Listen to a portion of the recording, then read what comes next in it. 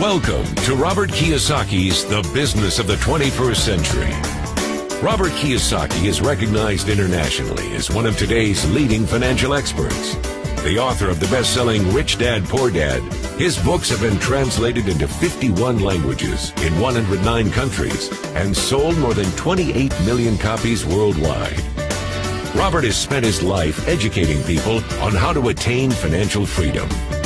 Now, through this special video presentation, he explains why network marketing is indeed the business of the 21st century, and how you can take advantage of its opportunities to create the life you desire. Next thing I want to cover with you is one of the most important lessons my rich dad gave me, and it was called the cash flow quadrant. And what my rich dad explained to me is that there's four people in business. One are E's, employees. S stands for small business, self-employed, or specialist. B stands for big business, and I stands for investor. And the thing of note here is that most people who go to school are programmed for the E and the S side. For example, it was my poor dad who always said to me, son, go to school so you can get a nice, safe, secure job. And so my poor dad wanted me to be an employee. And since the time I was a kid, get a safe, secure job, steady paycheck, and benefits. Okay? I didn't want to be an employee. And I said, Mom and Dad, I want to be a rich man. And I fight with my dad. So my mother finally said, son, if you want to be rich, my mother was a registered nurse. And she said, if you want to be rich, the richest people I know are doctors. So my mom wanted me to come over here, be a specialist or a small business person. I said, there's only one problem with that, Mom. Doctors are really smart. And she says, you got a good point there. I'm not going to be a doctor.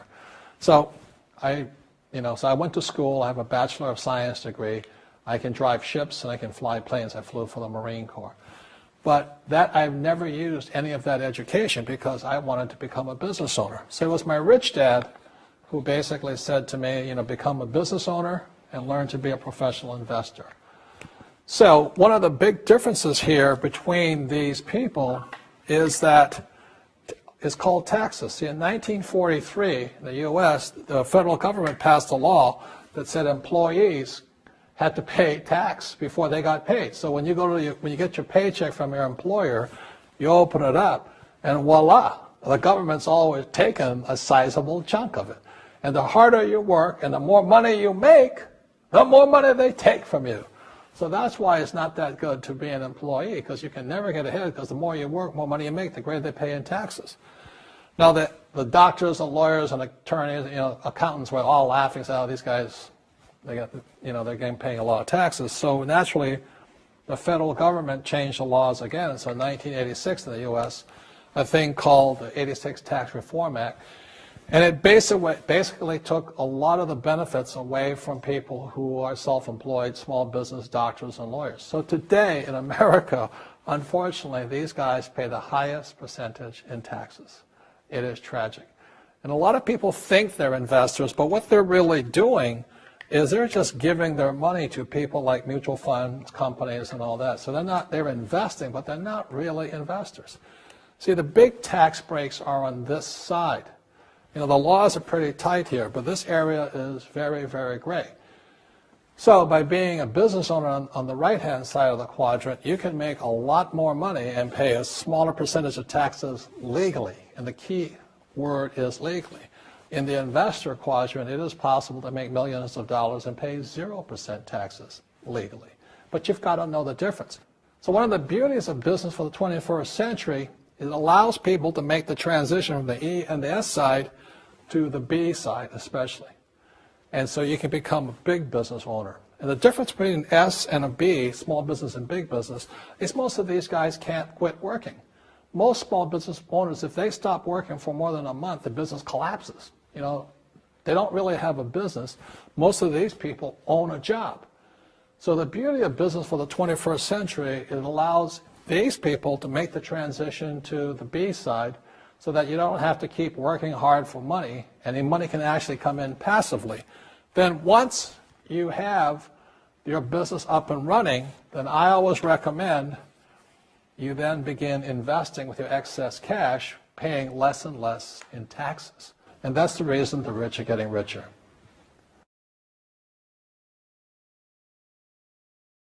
So Rich Dad Poor Dad is a very simple story of my two dads. My real dad was the head of education for the state of Hawaii.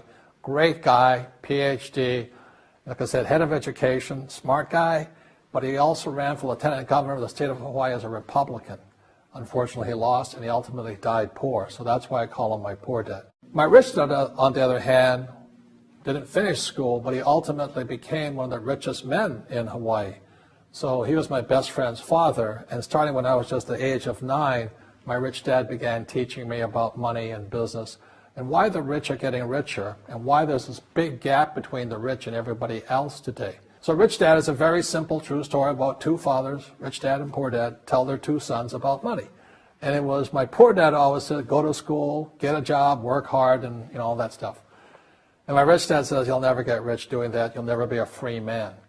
So that's kind of the differences. But if I would show you a diagram of the differences here, is that in financial education, this is very simply the difference. Because there's no financial education in our school, most people do not understand financial statements. So this here is income, expense, assets, and liabilities. And the reason my poor dad was poor, it was very simple. Because he couldn't read a financial statement because he don't have financial education in school. He was financially illiterate, although a PhD. And my poor dad always said, our house is an asset. And my rich dad said, your father may be well educated, but he can't tell assets from liabilities. So very simply, my rich dad said to me, assets, whether you work or not, put money in your pocket. So when a banker looks at your financial statement, the banker looks at this and says, oh, you have assets and you're putting money in your pocket. And if you look at your house, it's really a liability because every month it takes money from your pocket. Now I can hear people say, well, it's, I don't have any debt on it, but still every month you have insurance, you have upkeep and expenses to it. So very simply, the reason I'm a rich man today was I knew the difference between assets and liabilities. And I get richer and richer because every year I add more assets to my balance sheet here. And so that's one of the biggest differences. And as my rich dad often said to me, he says, son, my banker has never asked me for my report card. My banker wants to see my financial statement because it's your financial statement that shows how high your financial IQ is. How smart are you with money? If you're very smart with money, the banker will give you as much money as you want because you know how to make money with money. If you're not very smart about money, all the banker will give you is a credit card and a home loan. So those are some of the differences between my rich dad and my poor dad. And if you stay tuned, you'll find out how you too can create assets instead of liabilities. Because if you're going to survive in the 21st century, you need more assets than liabilities.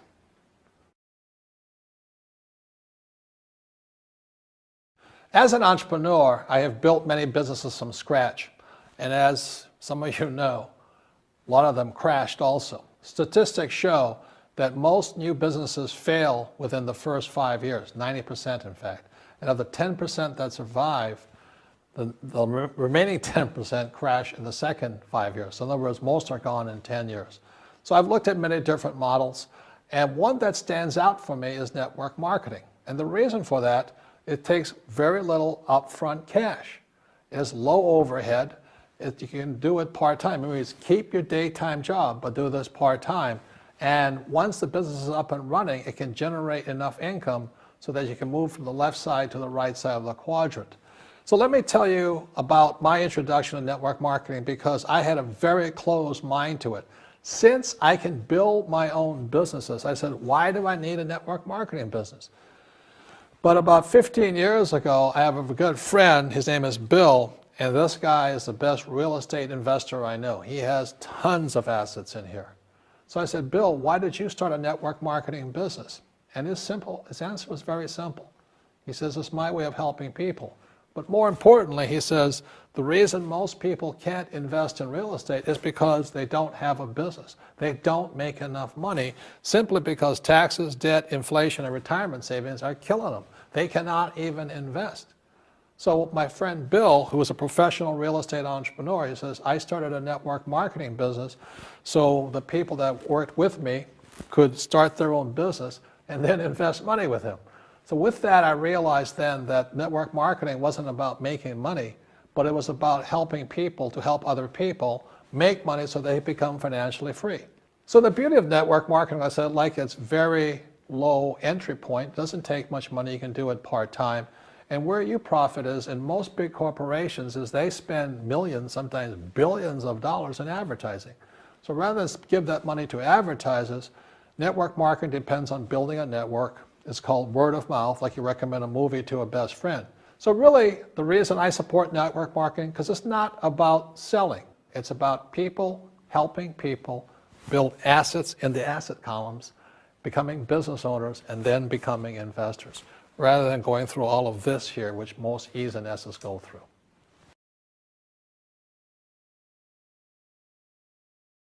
As you know, with this financial crisis, it is the E's and S's who are getting crushed. These people are competing with people in China and India for jobs, or Eastern Europe and things like this. So the idea of working hard to make more money is absolutely ridiculous. Plus taxes are just nailing these guys, plus inflation. So the business for the 21st century is designed to take people from this side to this side. Let me explain some of the differences between small business owners and these guys. These guys here work for money. They work hard, they make more money, they get taxed. And the difference between the B quadrant people and I quadrant people is they build assets. So, rule number one is entrepreneurs make things happen, but they make different things happen. Instead of working for money, they work hard to build assets. So point two, it takes courage to be on the B and the I side. See, these guys here want a steady paycheck. They want to get paid today. But the big difference and why it takes courage is these guys, it takes time to build an asset. But most importantly, point three, for true entrepreneurs who build assets, it'll bring freedom. Now, one of the problems with this area, as you know, it takes capital. In other words, it takes a lot of money to buy some of these apartment buildings, to build a business and things like this. But there is a way. There is a way to do it with very little capital, and that's what I'm here to talk to you about. It's about a business for the 21st century.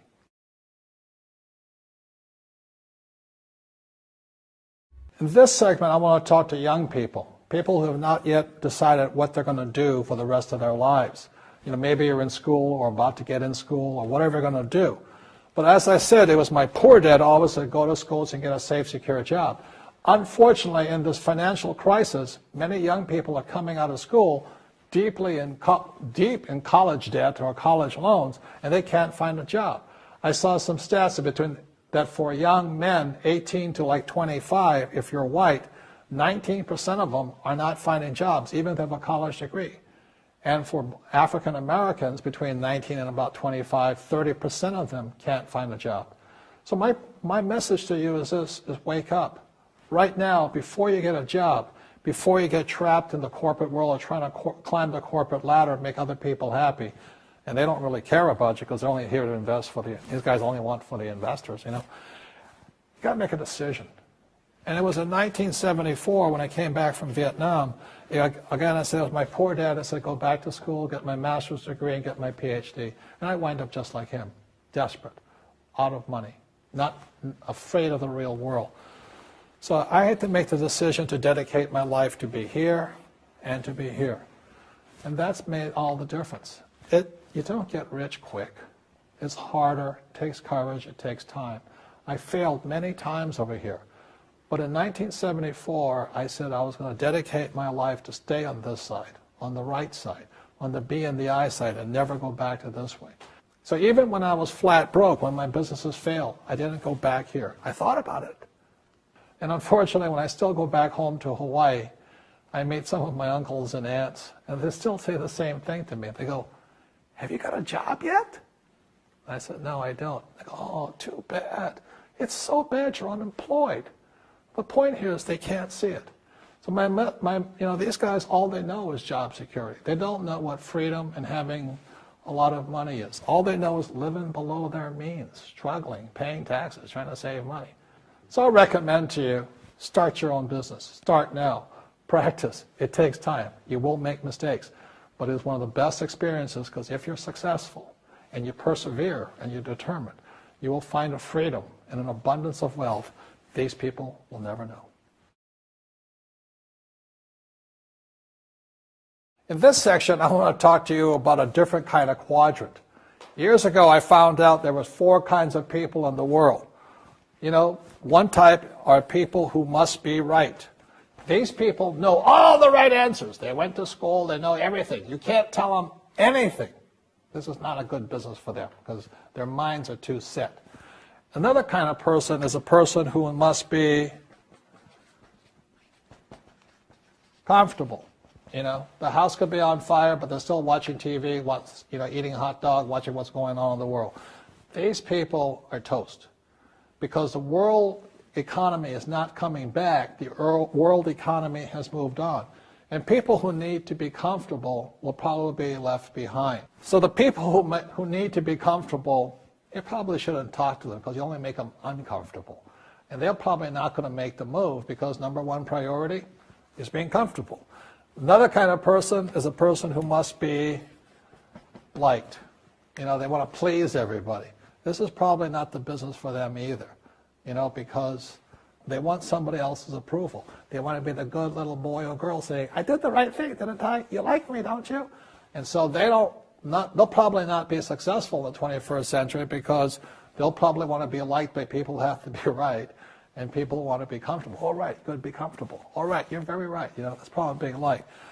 But the business for the people of the 21st century are people who must win. And that's where I am at. One of the best things I was taught in the Marine Corps and at military school is not how many times you get knocked down, it's how many times you stand up. When somebody knocks you back, what do? Oh, you hurt my feelings? You'll probably not be successful. The world will probably pass you by. Because as I said, the world economy is moved on. It's not coming back. So winners will win, but winning takes sacrifice. Success takes sacrifice. And these are the people who will do best in business of the 21st century. So when you're talking to people, you know, about this business, you have to look at them and ask yourself, is this person really just going to be liked and they'll tell you what you want to hear? Or they're going to argue with you because they know all the right answers, or they're going to get very upset with you if we're disturbing them. So what you're looking for in the network marketing business are people who want to win, people who know the economy has moved on. You'll find every race, gender, age, and background in network marketing. But what they really want to do is they want to win. It really is a true playing field in the world, but not for these people. These people will be left behind. Network marketing is for people who want to win because network marketing is the business model of the future. If you want the government to take care of you, then just keep doing what you want to do. It is possible for everyone to win, but the problem is you've got to commit to it. You've got to say, this is what I'm going to do. I'm going to dedicate 5 years of my life. You want to look at the leaders and say, those are people I want to be like. Those are the kinds of people I want to hang out with. That's what you got to say to yourself. And I want to help other people do what I want to do and win in life. And that's why I support network marketing, because it really is the business for the 21st century.